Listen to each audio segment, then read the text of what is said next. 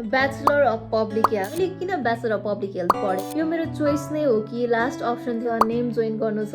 Anyways मलाई medical सेक्टरमा धेरै दुःख भयो स्टार्टिङमा त है, केही नजानेको नयाँ ठाउँ नयाँ प्लेस फिल हुन्थ्यो कि ला म त सक्दिनँ, म सक्दै सक्दिनँ, मलाई त इन्जोय पनि गर्नुपर्छ नाच्नु पनि। डक्टर भन्ने त एउटा हामीलाई त डक्टर भन्ने एउटा ट्याग मात्रै हो। Exactly this is the subject what I want to link पनि भनिसक्यो हुन्छ 2 इयर्स काम गर्दाखेरि। Is not my cup of tea, MBBS is not my cup of tea. Okay मैले मेहनत गरेर एमबिबिएसमा अनि good morning, this is me Pratiksha Khanal. प्रतीक्षा खनालको युट्युब च्यानल हेर्नुभएका सम्पूर्णलाई स्वागत गर्न चाहन्छु, नमस्कार भन्न चाहन्छु। आज मैले एकदमै फरक कन्टेन्टमा भिडियो बनाउँदैछु होइन। यो चाहिँ मैले धेरै टाइमदेखि सोचिरहेको भिडियो बनाउँछु भनेर यो कन्टेन्टमा चाहिँ। आजको कन्टेन्ट के छ भने तपाईँलाई थाहा नै छ, किनकि तपाईँले थम्बनेल हेरेर नै यहाँ आउनु भएको छ।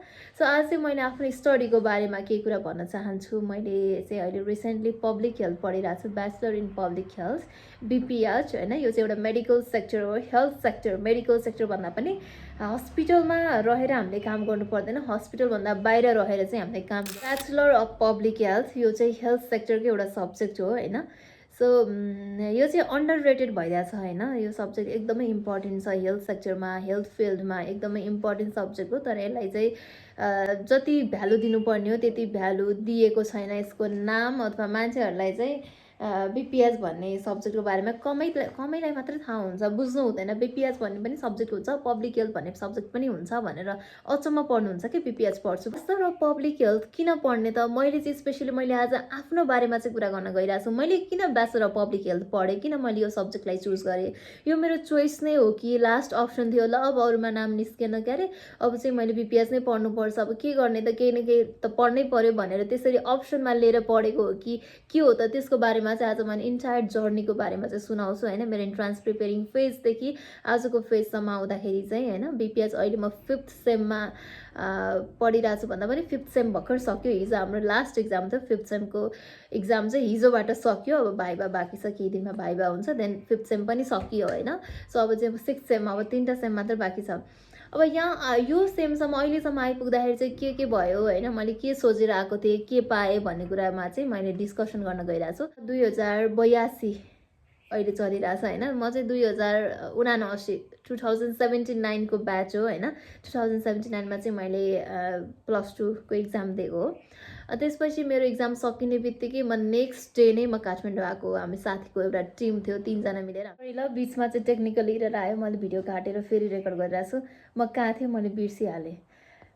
ओके, मैले किन चुज गरेँ भन्ने विषयमा चाहिँ होइन यो भिडियो बनाउन लागिरहेको छु मैले चाहिँ। अनि यो भिडियो चाहिँ युजफुल हुनसक्छ इन्ट्रान्स प्रिपेरिङ फेजमा हुनुहुन्छ जो, अथवा जसले +2 पढिरहनु भएको छ, आफ्टर +2 मेडिकल सेक्टरमा आउन चाहनुहुन्छ भने तपाईँहरूको लागि चाहिँ एकदमै युजफुल हुनसक्छ यो भिडियो। मैले आफ्नो जर्नी सेयर गर्छु, यसबाट पनि केही कुराहरू चाहिँ तपाईँले सिक्न सक्नुहुनेछ, केही कुरा बुझ्न सक्नुहुनेछ होइन। सो मलाई पनि त्यसै लाग्थ्यो कि आफ्नो त्यो इन्ट्रान्स प्रिपेरिङ फेजमा चाहिँ अथवा +2मा नै मलाई चाहिँ कस्तो लाग्थ्यो भने अब +2 पछि त मलाई काठमाडौँ जानु छ, नेम जोइन गर्नु छ, एनिवेज मलाई मेडिकल सेक्टरमा इन्टर गर्नु छ भन्ने जस्तो हुन्थ्यो होइन। अनि त्यसपछि मैले यति धेरै भिडियोहरू हेर्थेँ कि यो युट्युबमा यति धेरै भिडियोहरू हेर्थेँ। अनि यस्तो सानो अब कसैले केही मात्र इन्फर्मेसन सेयर गरेछ भने पनि कति ठुलो होप हुने कि होइन, कति ठुलो आशा। सानो मात्रै केही कुरा भन्दैछ भने पनि कति धेरै आफूले सोचिन्छ नि त कुराहरू, कति धेरै इन्फर्मेसन गेन गरे जस्तो हुन्छ कि सानो कुराले पनि। यो बेलामा चाहिँ एकदमै इन्फर्मेसन सिकिङ गरिरहेको हुन्छ कि हामीले होइन। सो त्यही भएर चाहिँ तपाईँहरूलाई पनि युजफुल होला भनेर मैले आफ्नो जर्नी सेयर गरिरहेको छु। अनि मैले +2 सकिने बित्तिकै म नेक्स्ट डे नै हामी काठमाडौँ आयो, 3जना साथीहरूको ग्रुप थियो। अनि हामी आएर होस्टेल खोज्यो, गाह्रो भयो सुरुमा त होइन। अनि होस्टेल खोजेर अनि होस्टेलमा बस्यो अनि नेम जोइन गर्यो। अब 2टा अप्सन, 2टा इन्स्टिट्युट छ यो मेडिकल सेक्टरको लागि प्रिपेरेसन गराउने, एकदम रिनाउन्ड इन्स्टिट्युट भनेको 2टा, नेम एन्ड भाइब्रेन्ट होइन। अनि त्यसपछि हामीलाई चाहिँ नेममा जोइन गर्नु थियो, भाइब्रेन्टमा तिर जाने चाहिँ हाम्रो सोच थिएन। अनि नेममा हामीले एडमिसन गऱ्यौँ।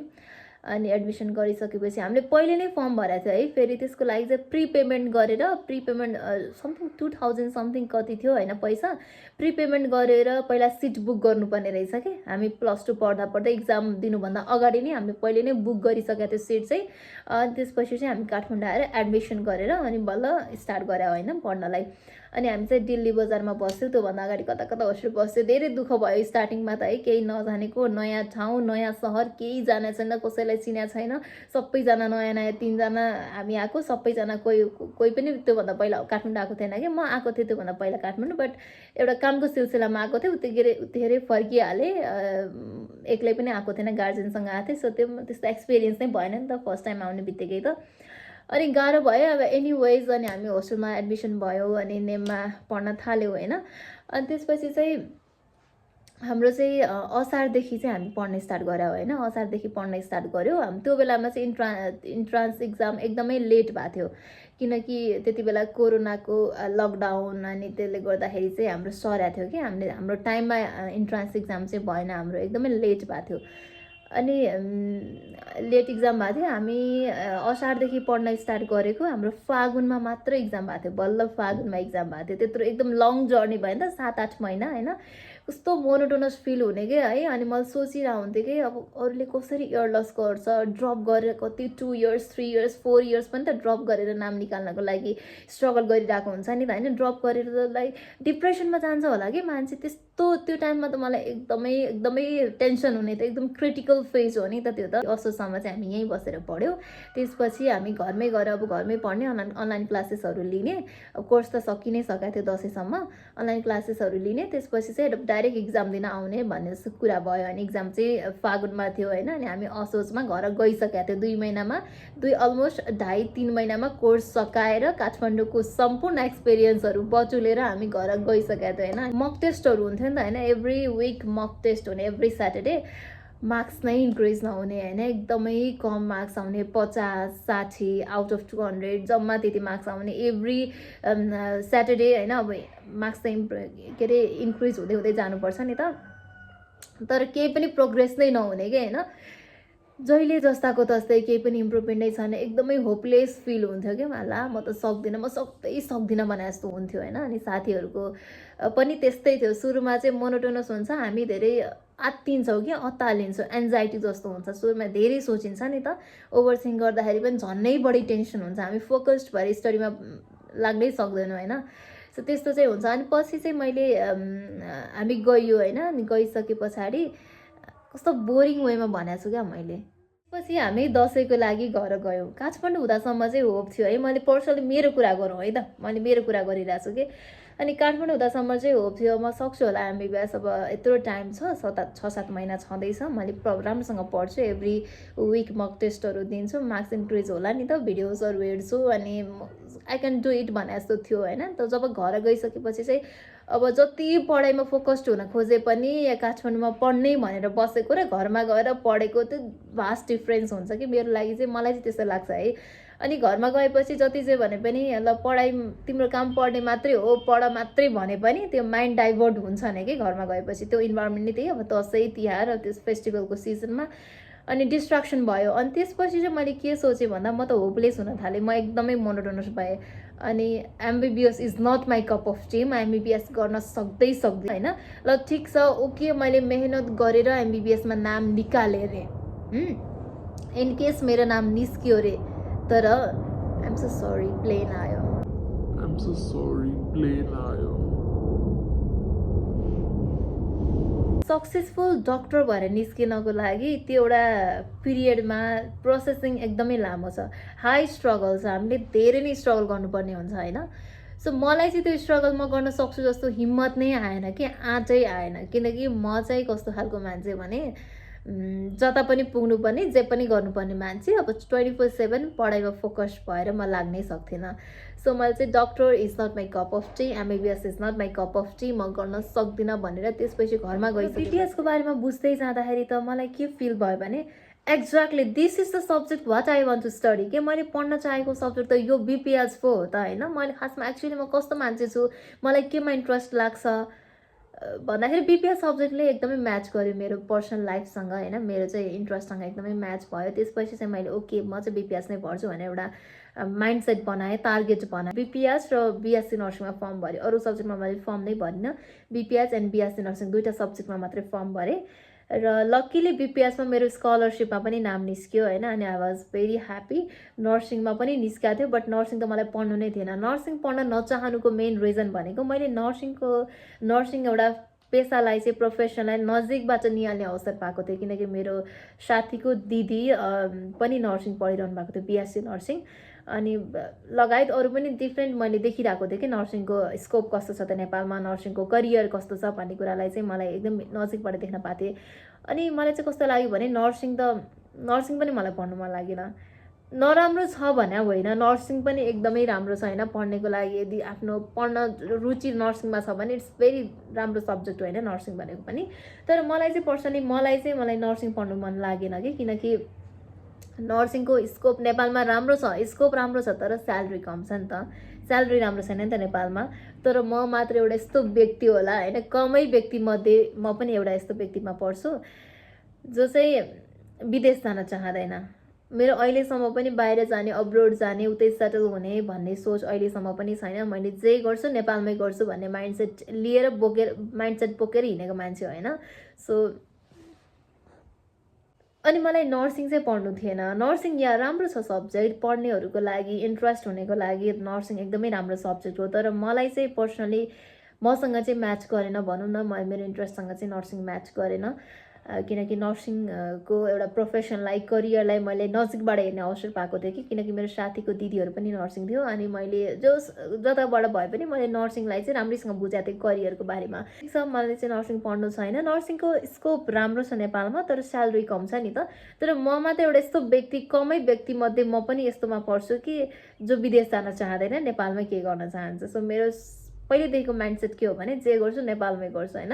विदेशमै गएर विदेशमै सेटल हुने, बाहिर अब्रोड स्टडी गर्न जाने भन्ने त्यो चाहिँ सोच छैन होइन। स्टडी गर्न गएला बट अब्रोडमै सेटल भएर बस्ने त्यो माइन्डसेट चाहिँ छैन, अहिलेसम्म छैन, र होपफुली नहोस् पनि। अब फ्युचरको कुरा त कसले देखाएको छ र हुँदैन नै होला। सो म नेपालमै बस्ने भएको कारणले गर्दा अब नर्सिङको नेपालमा राम्रो छैन। नेपालमा चाहिँ मलाई सरकारी जागिर खाएर बस्नु मन थियो, एउटा गभर्मेन्ट जब होल्डर बन्नु थियो। अनि बिपिएस पढेपछि त मेरो सपना पुरा हुन्छ, मैले चाहिँ गर्न सक्छु। मलाई हेल्थ सेक्टरमा पनि लाग्नु थियो, सरकारी जब पनि गर्नु थियो, नर्सिङ गर्नु थिएन, अनि एमबिबिएस पनि गर्नु थिएन। भनेपछि BPS is my best option best choice बनिदियो कि बिपिएस। अहिले पनि क्लासमा हाम्रो कुरा हुँदाखेरि चाहिँ धेरै साथीहरू, म्याक्सिमम अलमोस्ट सबैजना नै बिपिएच भनेको एज अ अप्सनको रूपमा आएको हुन्छ। एमबिबिएसमा फर्म भऱ्यो, एमबिबिएसमा नाम निस्केन, बिएससी नर्सिङ पनि समथिङ केही भयो, अब के पढ्ने त भन्दा बिपिएच, अफकोर्स बिपिएच नै पढ्नु पऱ्यो, अरू के पढ्ने त, केही त पढ्नु पऱ्यो भने त्यसरी आएको साथीहरू चाहिँ धेरै भेट्छु मैले होइन। तर मेरो केसमा चाहिँ त्यो थिएन, किनकि बिपिएच मेरो चोइस नै हो, यो मेरो अप्सन होइन।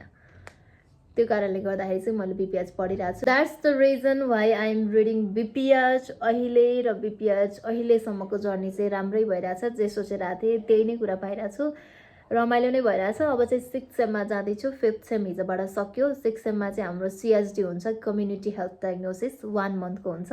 हामी एउटा कम्युनिटीमा जानुपर्ने हुन्छ, कुनै पनि ठाउँमा गएर त्यो कम्युनिटीको हेल्थ स्ट्याटस कस्तो छ, त्यहाँको disease prevalence rate, incidence rate कस्तो छ, त्यहाँको रिस्क फ्याक्टरहरू के छ भन्ने कुराहरूको बारेमा चाहिँ हामीले बुझेर आउनुपर्ने हुन्छ। हो, यही नै थियो मेरो जर्नी, र रमाइलो हुन्छ। बिपिएच भनेको पनि राम्रो सब्जेक्ट हो, एउटा चाहिँ गभर्मेन्ट, स्पेसली अब हामीले बिपिएच पढिसकेपछि एनजिओ, आइएनजिओहरूमा काम गर्न सक्छ, अथवा गभर्मेन्ट जब होल्डर पनि हुन सक्यो। 7th लेभलको बिपिएच पढिसकेपछि 7th लेभलको पब्लिक हेल्थ अफिसरको रूपमा पनि काम गर्न पाउँछ। सो राम्रो नै छ, मेरो जर्नी चाहिँ यही नै थियो।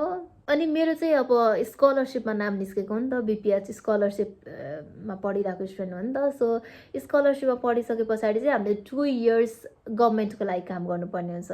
पेमेन्ट हुन्छ है, पेमेन्ट नै हुन्छ होइन, पेमेन्ट चाहिँ पाउँछौँ हामीले, फ्रीमा काम गर्नु पर्दैन।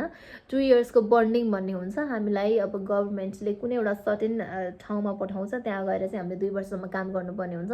त्यसको लागि चाहिँ हामीले पहिले नै स्कलरसिप लेटर लेख्दाखेरि नै पहिले नै साइन गरेर ओके म चाहिँ 2 इयर्स आफ्टर माई 4 इयर्सको कोर्स म 2 इयर्स चाहिँ गभर्मेन्टको लागि काम गर्छु भनेर पहिले नै साइन गरेको हुन्छ हामीले होइन, साइन गरेर आएको। र इनकेस यति गरेन भने चाहिँ अहिले म जति अमाउन्टमा अथवा जति चाहिँ कस्ट छ नि, बिपिएचको फी जति छ नि, त्यसको डबल म पे गर्छु, पे ब्याक गर्छु भनेर चाहिँ साइन गराएँ। सो अब भिडियो बनाउने दौरानमा कतिपय कुराहरू चाहिँ मैले भन्न छुटाएँ होला, कतिपय कुरामा हल्का केही भयो होला होइन। सो कुनै कुरा चाहिँ तपाईँहरूले पनि एडजस्ट गरिदिनु पर्ने हुन्छ। मैले भन्ने कुन वेमा भने, कसरी भने होइन, भन्ने त्यो तरिका फरक होला, किनकि मेरो यो फर्स्ट धेरै चाहिँ भिडियो यसरी बनाएको छैन मैले आफ्नै ल्याङ्ग्वेजमा, कुनै नै इन्फर्मेसन चाहिँ सेयर गरेको छैन। This is my almost first second video मात्रै हो।